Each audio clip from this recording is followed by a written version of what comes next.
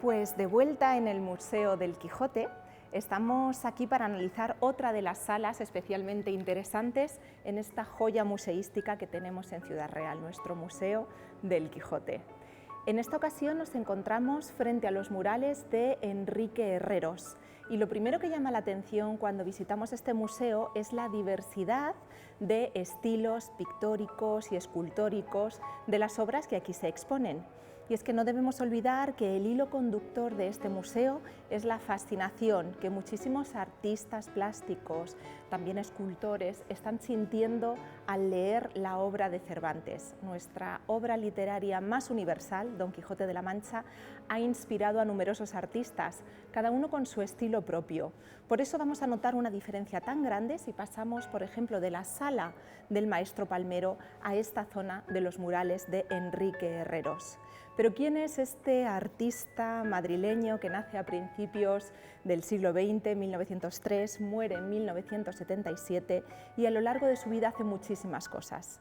Pues bien, es un artista polifacético y genial que toca diversos palos. Por ejemplo, es humorista, es cartelista, es representante artístico de figuras tan conocidas como nuestra manchega más internacional, Sara Montiel, y siente, como muchos de los artistas que aquí exponen su obra, y comentábamos antes, una fascinación absoluta por Don Quijote de la Mancha.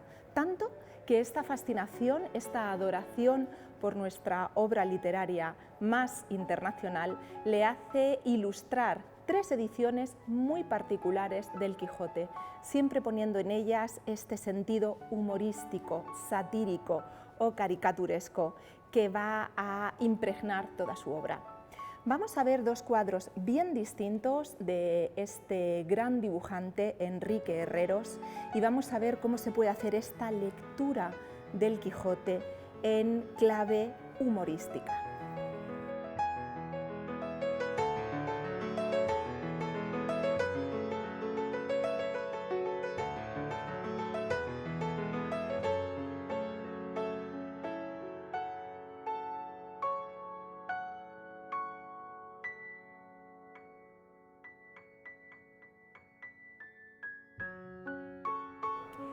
En este primer mural que estamos contemplando ahora mismo de Enrique Herreros se aprecian figuras cubistas, tonos blancos, negros, grises y así a simple vista, con un simple vistazo, lo primero que vemos es una influencia clarísima del Guernica de Picasso.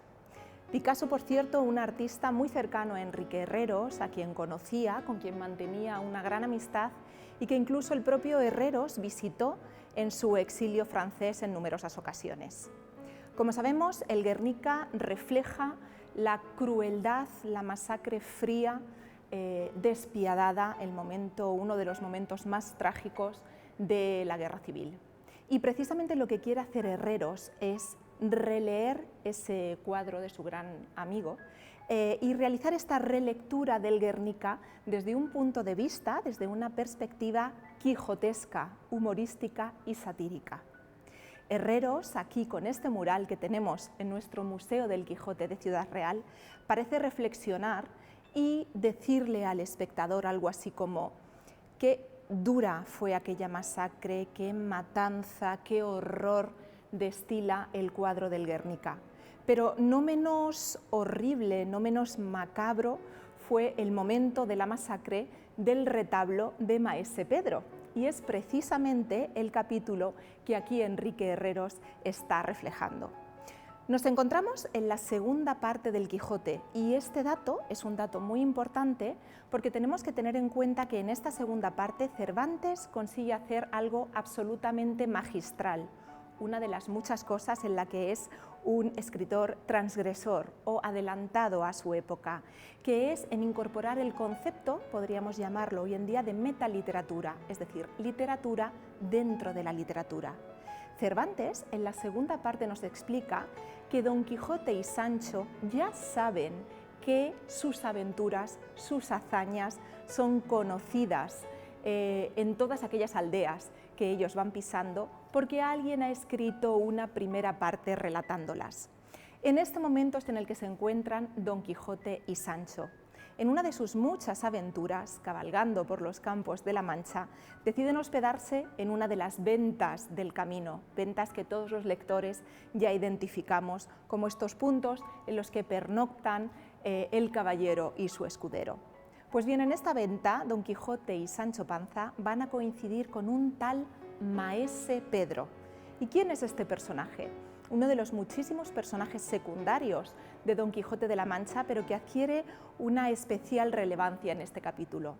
Maese Pedro es un maestro titiritero que tiene una compañía de títeres y viaja por distintos pueblos de la Mancha representando en la Plaza Mayor o representando en distintos patios de ventas un espectáculo. Un espectáculo muy singular que consta de un retablo de marionetas, de títeres, y además la presencia y la ayuda de un mono amaestrado que él tiene enseñado para que se suba a su hombro y le susurre unas palabras. Maese Pedro le dice a todos los espectadores en cada uno de sus espectáculos que este mono adivina el pasado, el presente y el futuro. En realidad, el lector sabe que el mono está amaestrado para subirse al hombro de su dueño, hacer como que abre y cierra la boca, y Maese Pedro va contando, por supuesto, fruto de su imaginación o de cosas que él ya sabe, las cosas que supuestamente le dice el mono. Pues bien, este espectáculo tan absolutamente asombroso es el que representa en el patio de la venta donde están todos hospedados. Además de eso, la pequeña obra de teatro que Maese Pedro va a llevar a las tablas con sus marionetas, con sus títeres, nos cuenta la liberación de Melisendra, una princesa cristiana que está en manos del ejército musulmán, del ejército moro, y cuyo enamorado, el maravilloso y siempre valiente caballero Don Gaiferos, tiene el arrojo y la valentía de acudir para liberarla. En el momento en el que Melisendra es liberada, Don Gaiferos y ella emprenden la huida. Por supuesto, cuando el ejército que los tiene apresados se da cuenta, se lanzan a perseguir a los que huyen. Don Quijote pocos ingredientes más necesita para, en su absoluta locura, decidir echarse hacia adelante y defender, como la orden de caballería le manda, a estos que huyen despavoridos, para proteger, por supuesto, la virtud de Melisendra y para apoyar la valentía de Don Gaiferos. El lector sabe desde el principio que se trata de una obra de teatro, de títeres, pero Don Quijote, por supuesto, ve la realidad tal y como la sueña, la lee, la desea, y no tal y como es. E interpreta toda esta situación como si fuese una situación real, de peligro auténtico. Con un desmedido ataque de furia se dispone a ayudar a Don Gaiferos y a Melisendra. Vamos a centrarnos ahora, a acercarnos al cuadro y vamos a escuchar las palabras de Cervantes para que veamos exactamente cómo va describiendo esta escena mientras nos fijamos en el magnífico mural de Enrique Herreros. Cervantes nos dice así: viendo y oyendo pues tanta morisma y tanto estruendo Don Quijote, parecióle ser bien dar ayuda a los que huían, y levantándose en pie, en voz alta, dijo: no consentiré yo en mis días y en mi presencia se le haga superchería a tan famoso caballero y a tan atrevido enamorado como Don Gaiferos. Deteneos, malnacida canalla, no le sigáis ni le persigáis, sino conmigo sois en batalla. Y, diciendo y haciendo, desenvainó la espada y de un brinco se puso junto al retablo y con acelerada y nunca vista furia comenzó a llover cuchilladas sobre la titiritera morisma, derribando a unos, descabezando a otros, estropeando a este, destrozando a aquel, y entre otros muchos tiró un altibajo tal que si Maese Pedro no se abaja, se encoge y agazapa, le cercenara la cabeza con más facilidad que si fuera hecha de masa de mazapán. Daba voces Maese Pedro diciendo: deténgase vuesa merced, señor Don Quijote, y advierta que estos que derriba, destroza y mata no son verdaderos moros, sino unas figurillas de pasta. Mire, pecador de mí, que me destruye y echa a perder toda mi hacienda. Mas no por esto dejaba de menudear Don Quijote, cuchilladas, mandobles, tajos y reveses como llovidos. Finalmente, en menos de 2 credos, dio con todo el retablo en el suelo, hechas pedazos y desmenuzadas todas sus jarcias y figuras. El rey Marsilio, malherido, y el emperador Carlomagno, partida la corona y la cabeza en 2 partes. Alborotóse el senado de los oyentes, huyóse el mono por los tejados de la venta, temió el primo, acobardóse el paje, y hasta el mesmo Sancho Panza tuvo pavor grandísimo, porque, como él juró después de pasada la borrasca, jamás había visto a su señor con tan desatinada cólera.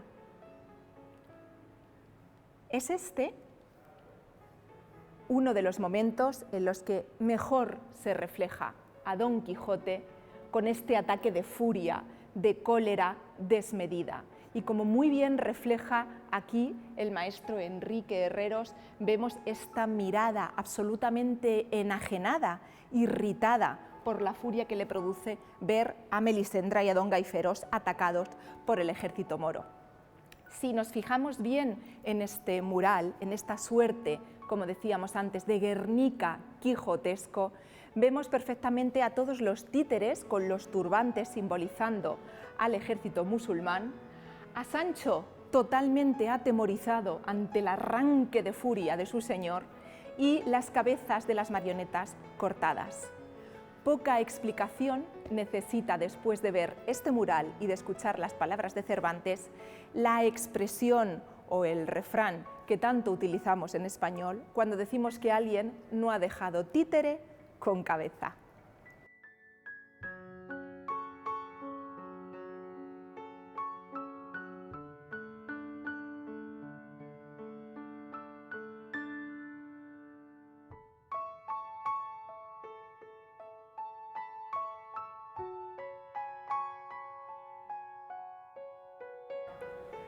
En esta ocasión, también de 1966, nos encontramos frente a otro mural de Enrique Herreros.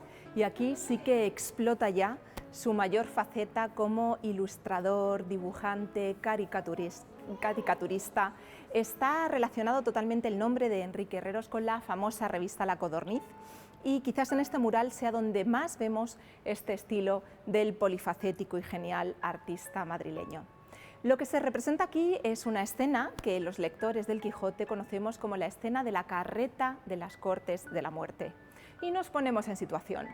Don Quijote y Sancho van cabalgando por los campos de la Mancha, hablando como siempre, filosofando y dándonos auténticas lecciones de sabio idealista Don Quijote y de hombre práctico y apegado al terruño Sancho Panza.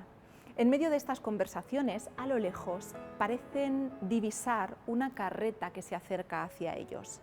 Cuando está a la bastante cercanía, como para diferenciar quién ocupa esta carreta, Don Quijote se queda absolutamente aterrado, porque en ella no van personas de carne y hueso, sino lo que a él le parecen brujas, trasgos, fantasmas, demonios, es decir, una serie de personajes que parecen perfectamente sacados de los peores temores y pesadillas de los que ha leído él en sus famosísimas novelas de caballería.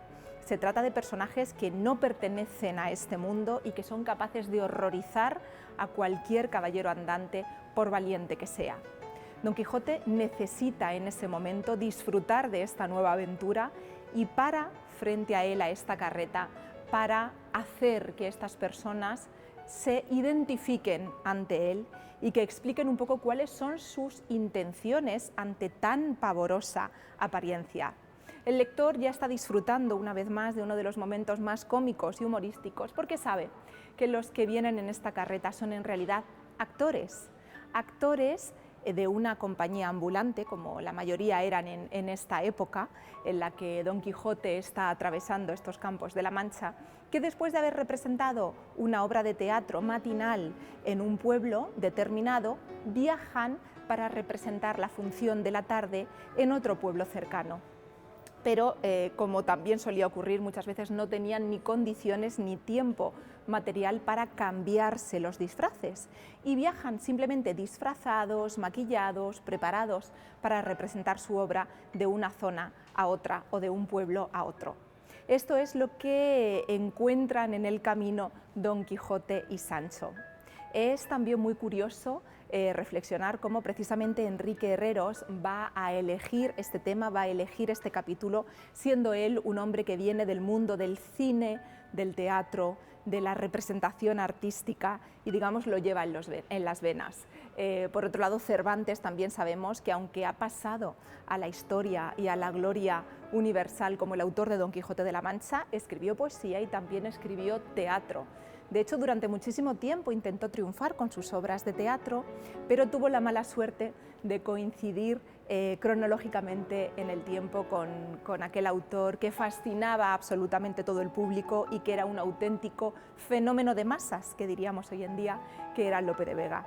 Pues bien, Cervantes no tuvo jamás el éxito que tuvo Lope, no tuvo jamás el reconocimiento de público, de crítica, económico, social, que tuvo Lope, pero sí que se consideró siempre también un autor teatral. Bien conocedor, por tanto, de los entresijos del teatro, de las compañías, de las fatigas que pasaban muchas de estas compañías teatrales y estos actores que andaban siempre en ruta, aquí nos explica una escena que resulta muy cómica, como todo aquello que Don Quijote de alguna manera transforma, transfigura con su ideología caballeresca. Vamos a disfrutar de cerca de este cuadro, de este mural, y vamos a escuchar las palabras de Cervantes para saber qué es lo que nos cuenta exactamente en este capítulo. Nos dice así: responder quería Don Quijote a Sancho Panza, pero estorbóselo una carreta que salió a través del camino, cargada de los más diversos y extraños personajes y figuras que pudieron imaginarse. El que guiaba las mulas y servía de carretero era un feo demonio. Venía la carreta descubierta al cielo abierto, sin toldo ni zarzo. La primera figura que se ofreció a los ojos de Don Quijote fue la de la misma muerte, con rostro humano. Junto a ella venía un ángel con grandes y pintadas alas.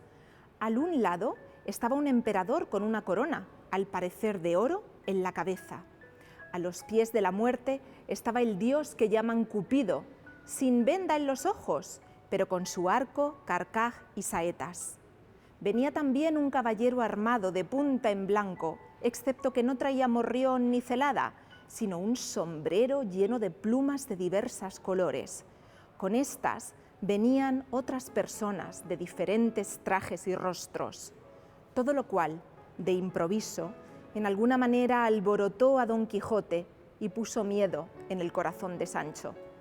Mas luego se alegró Don Quijote, creyendo que se le ofrecía alguna nueva y peligrosa aventura, y con este pensamiento, y con ánimo dispuesto de acometer cualquier peligro, se puso delante de la carreta y con voz alta y amenazadora dijo: «Carretero, cochero o diablo, o lo que eres, no tardes en decirme quién eres, a dó vas y quién es la gente que llevas en tu carricoche, que más parece la barca de Carón que carreta de las que se usan».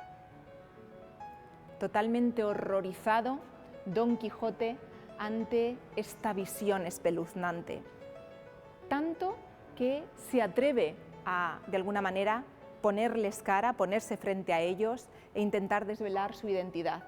Y el lector, totalmente disfrutando de esta situación humorística en la que sabe que estos actores disfrazados son en realidad personas de carne y hueso, aunque a Don Quijote le resulten monstruos de otro mundo.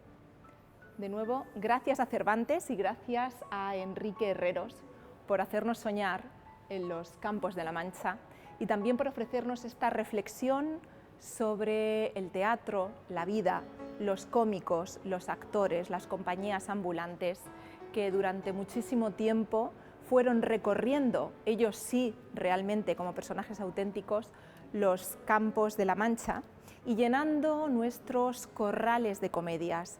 esos escenarios teatrales en los que también destacó La Mancha y que nos recuerdan directamente, ineludiblemente, a nuestro querido y maravilloso Corral de Comedias de Almagro, quizás uno a los que estos actores podrían dirigirse mientras atravesaban, como decimos, los campos de La Mancha.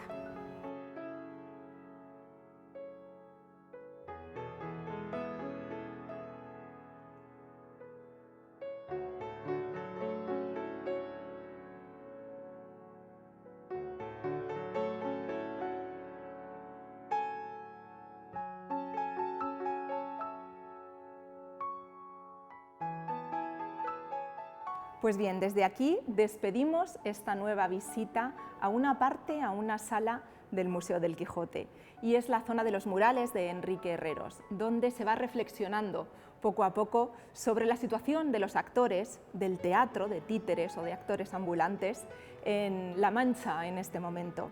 Y es que estos dos cuadros son precisamente cuadros que están impregnados de un sentido teatral. Vamos a recordar aquí las palabras de Cervantes que pone en boca de Don Quijote para decir lo siguiente: ¿Has notado, Sancho, cuánto se parece el teatro a la vida? Pues en las comedias uno hace de rey y otro de mendigo, pero cuando se acaba la función y los actores se quitan sus ropas, el mendigo y el rey son iguales. Y eso mismo pasa en la vida, donde unos nacen emperadores y otros esclavos, pero cuando llega la muerte y nos desnuda, todos quedamos iguales en la tumba. Estas, muchísimas otras citas y mucha sabiduría podemos conseguirla leyendo el Museo del Quijote. Y es lo que haremos en sucesivos capítulos. Esperamos que hayan disfrutado mucho y nos vemos en el siguiente.